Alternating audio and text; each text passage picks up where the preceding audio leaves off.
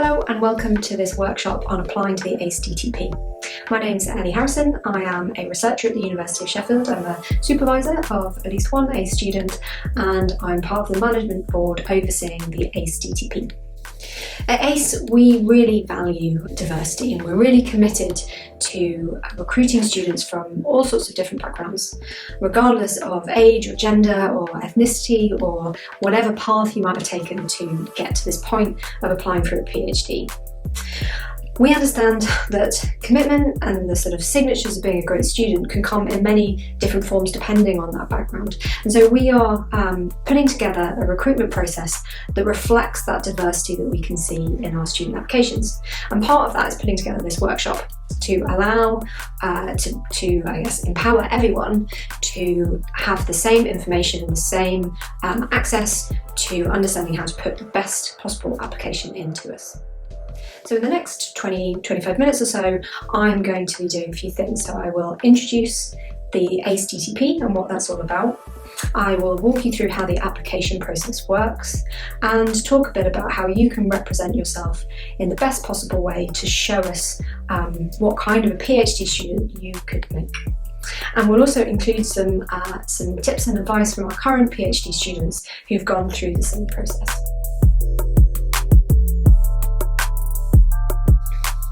So ACE is a DTP, which stands for Doctoral Training Partnership.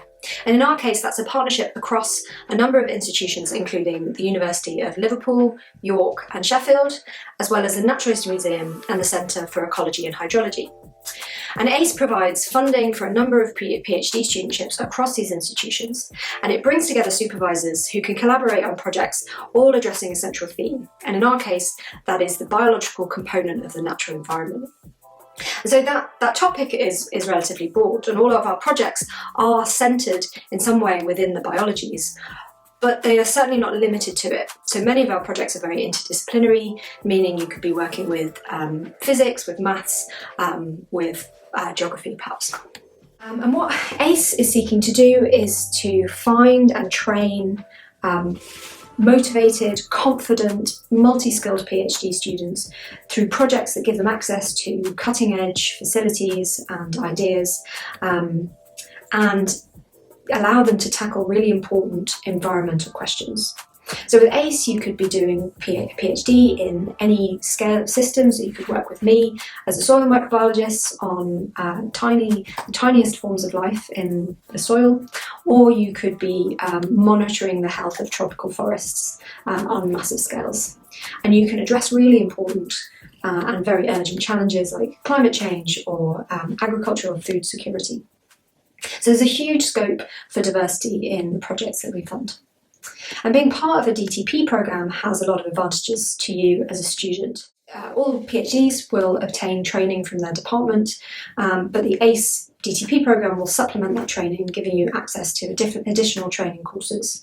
They also provide funding for some subset of our students to go on and do industrial or policy-based placements, which is brilliant if you are perhaps thinking about alternative career paths than just staying in academia, or if you just want to broaden your CV and test other kinds of careers and interests out. Secondly, being part of a DTP means that you join your PhD programme in a cohort of students. So every year about 20 to 30 studentships will be funded, meaning that all those students join together, creating a kind of ready-made peer group. But you also get support from students above you, and you have the opportunity to support students coming through in the years below you as well. I also want to add a note about funding via the ACE DTP, because this is something that has changed a little bit this year. So like all UKRI funded PhDs at the moment, funding is now available both to UK and international students.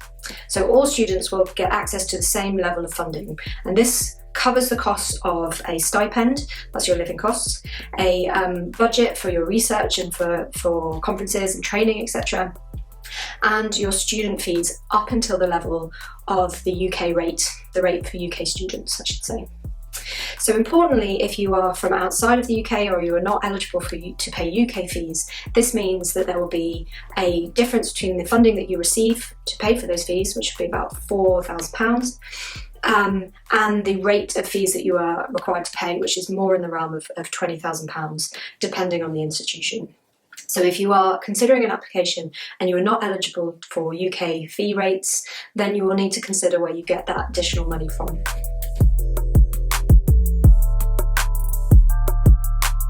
So what is the ACE application process and what does it mean for anyone that wants to apply? Well, the ACE PhDs are competitively funded. And that means that many projects will be advertised, but only a portion of those projects will ultimately get funded through our application process. And so what this looks like from the point of view of an applicant is that first off, you will have an application deadline of the 15th of January next year. That's when we want you to submit your application, including your CV, your personal statement, which I'm going to discuss at the end of this workshop. We want you to have 2 referees who can write your references, and if you're from a non-English speaking country, you will need a English language qualification. From the 15th, that application then goes off to the project supervisor for the project that you're applying for. That supervisor might receive a handful of different PhD applications, and their job is to meet with the students, discuss the project and select 1 or maybe 2 applicants to put forward for our ACE application process. At that point, those student applications go to a SIFT panel that will go through and select a subset of those applicants based on their paper applications to put forward to interview.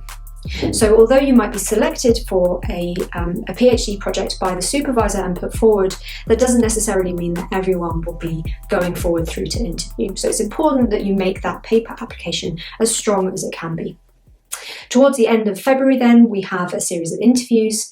You will, if COVID allows, you will be interviewed in the institution to which you're applying, or perhaps we'll be running them online, not quite sure yet. And then come October, our successful candidates will take up their PhD positions in their home institutions.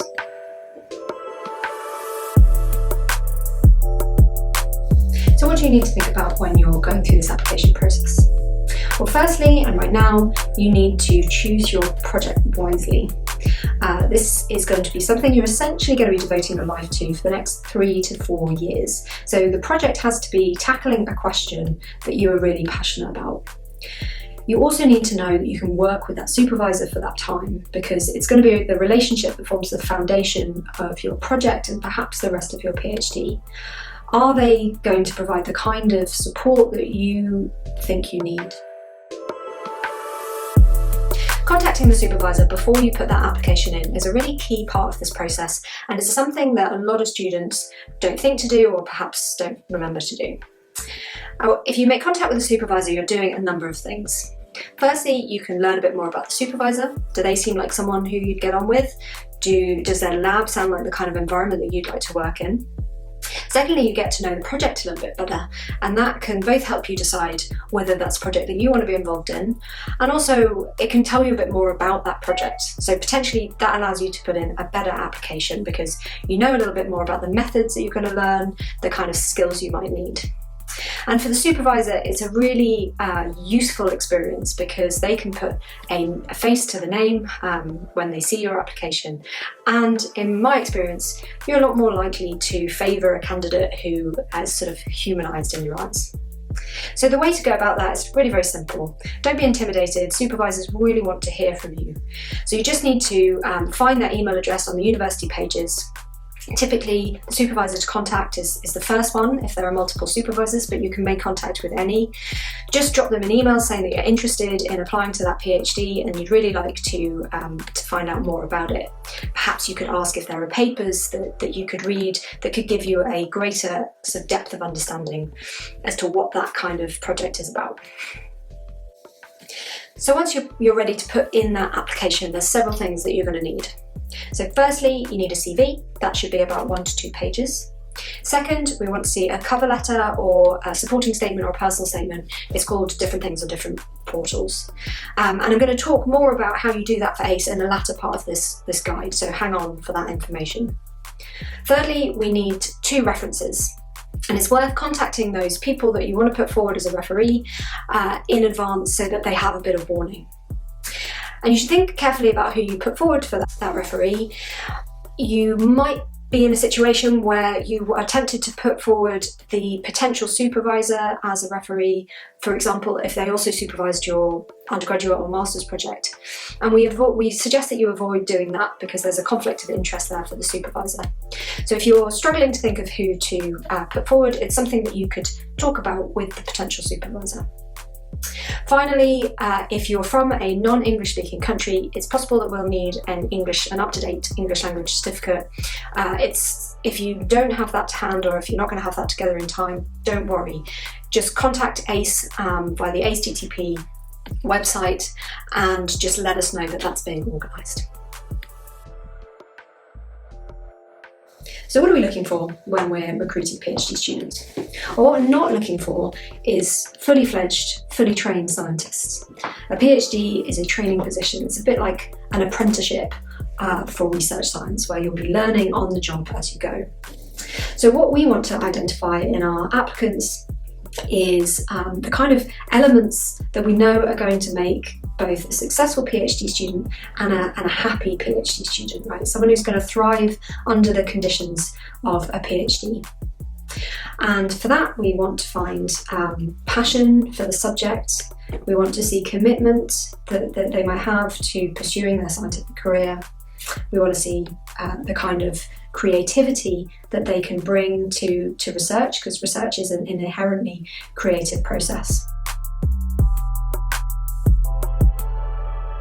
So to identify these traits, what we've done this year is to introduce a new guided form of personal statement, to move away from that kind of free format, easy to misinterpret supporting statement, cover letter style approach.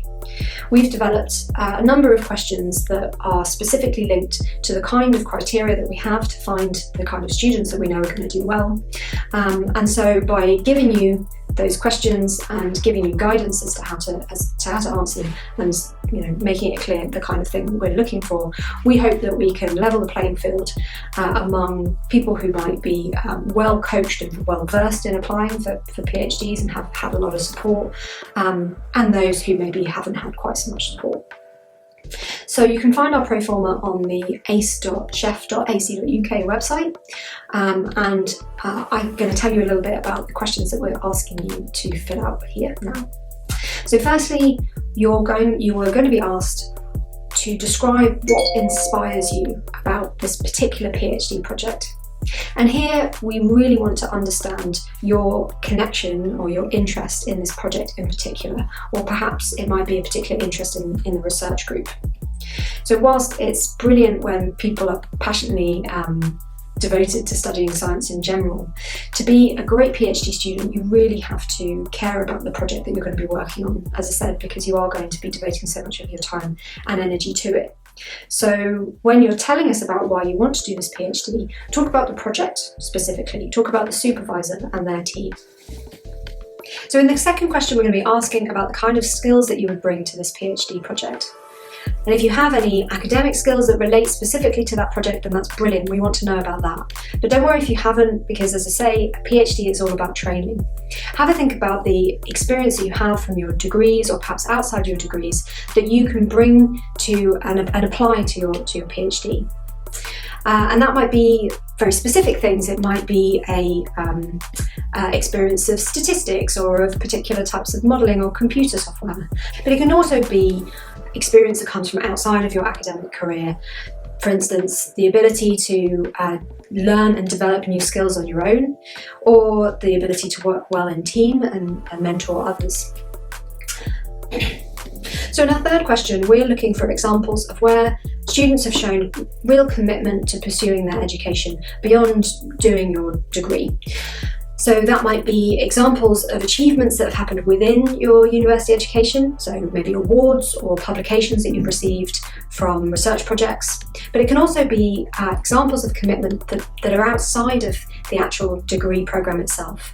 So where you have had to work to fund your studies to allow you to be here in university, or where you have managed to do your degree despite having perhaps caring responsibilities at home for a parent or a child. Or maybe you've gone off and you've done other forms of work, and that's led you back to doing your degree now through the experience that you've gathered. So here I want you to think really broadly about what it is about your life where you have shown exceptional commitment to following this trajectory that you are going to take into that PhD programme with you. In the fourth question, we want you to give an example of the kind of science that really excites you. And in this question, you might want to talk about your research project that you've done as part of your undergraduate or your master's, but maybe if you don't have that experience to hand, or it's not a project that you want to talk about, feel free to choose a paper or something that has really inspired you. There we want to see that you have, well, firstly, enthusiasm for the subject, but more importantly, that you have an example of a piece of science where you can demonstrate the depth of your knowledge, your ability to grasp the concepts, and the reason behind why that kind of science is important. And we also want you to give an example or a suggestion as to how you might go on and make that piece of science better if you were able to do it again. Or maybe you could just suggest a way that you could take it forward in the future. And there what we're trying to find is students who have creativity and a grasp of that scientific area that allows them to look outside of the immediate piece of research in front of them and display a depth of understanding and creativity that will be needed in a PhD programme. So in the final part of that application pro forma, we are asking our applicants to frame their application in any way that they choose fit. And here we're specifically looking to understand the different backgrounds or experiences that our applicants have had coming up to this point of applying. We recognise that there is structural bias embedded within society that follows people from different backgrounds to different extents through from childhood and certainly through their university education. So in order to better and more fairly assess our applications, if we understand what backgrounds our students are coming from, we can more clearly compare and assess their application forms. And what you need to know about this information is it's not going to be shared widely. So that information will be private to whoever is handling that application form, which is firstly the project supervisor that you're applying to, and secondly the ACE review panel who would be interviewing you should you get to that interview stage. We also will be specifying that no one will bring that subject up with you, so you do not have to worry about supervisors or interviewers bringing those issues up with you on the spot, but you are very, very welcome to discuss those sides of your application and what that means in the application process, either with us or with your project supervisor. But it's only going to be spoken about, addressed, if it's something you choose to bring up. So I really encourage you to disclose whatever you feel would be important for us to know within that space, and understand that our interview panel will be going through diversity training prior to those interviews, and that we are really committed to ensuring that all our applicants have a fair and accessible experience going through the ACE application procedure. Okay, well, that's all I have to say today. I'm going to hand over to some of our students to give you a little bit more information about what it's like to be on the student side of that application process. Hi, my name's Jasmine, and one bit of advice for applying for a PhD is it's about not proving that you're the smartest person in the room, but proving that you and all your experiences make you the best fit for that project. So really look at all of your experiences, whether it's to do in academia or not, and try and pick out things that relate to the project. For example, if you've supported yourself through uni, you have really good time management and organisational skills, or if you're really good with your hands or quite mechanically sounded, if you're using pieces of equipment and you're on field work, you're going to have the confidence to be able to have a go at fixing them. And then a piece of advice I got when I was applying for PhDs is the most important thing is the supervisor, and I completely agree with that. I think you can, to a certain degree, get into most projects, whereas if you've got a bad supervisor or someone you don't click with or someone that's not able to meet your needs as a student, it can be really disruptive. I'm really lucky my supervisor's great, but you hear horror stories, so yeah, that's my advice.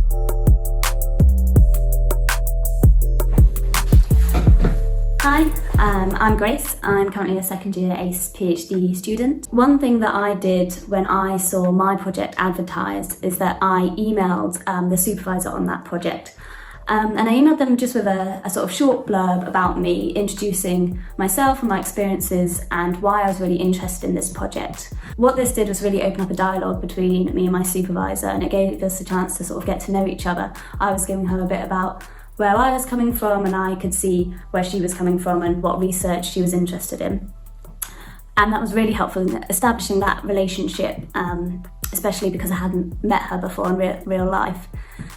So that's definitely something that really helped me along my application process. And then when it got to the interview stage, if you're like me and get really flustered in interviews, what I found really helpful was to write down a few points that I definitely wanted to make sure I said during that interview. And this is not only applicable to the general questions that you're definitely going to get asked, like, can you give an example of when you showed commitment or creativity, or those sort of general ones that apply, but also quite specific ones to your research project. So, for example, have you been to a seminar at your university, or maybe outside of university, where you saw a researcher talk about your research area and it really blew your mind? Don't be afraid to let that passion come through in your interview. Mention these things. It doesn't have to be specific training from your courses or modules. Did you attend this other research meeting or talk or seminar, and you saw something that just really excited you, that's relevant to your research project that you're applying to? Mention that, bring that up, and even better, name drop some of the academics that led the seminar or the session or the research group. And if your supervisor is within that research area and the project you're applying to, they'll probably know those academics, and that's quite an impressive thing to do at that stage. So just sort of showing that you've done that bit of research, or you've gone the extra mile a little bit. And if you have done that, just make sure that really shines through in your interview. Make sure to make time to bring it up. Don't shoehorn it in anywhere, but really make sure you mention it. Another great thing about the ACE training program is that it's really a training program that you can design. So there's all these opportunities that come alongside ACE as a DTP, a doctoral training program. For example, you can go off and do an internship in policy work, or you can get specific policy training. There's also media training. You can apply for work placements that you can slot into during your PhD. Really, what ACE provides you with is a framework and the time and some money to do that.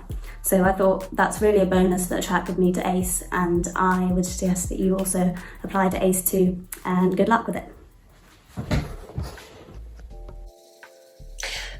Thanks for sticking with us right to the end. If you do decide to put in an application to ACE, I wish you the greatest of luck.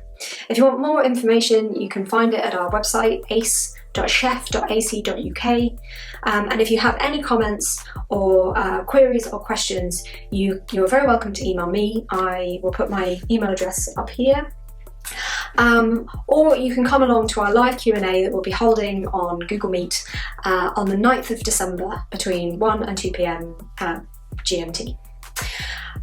Okay, well, thank you very much for listening, and good luck with all your applications and futures, and maybe I will see some of you on the other side. Thanks.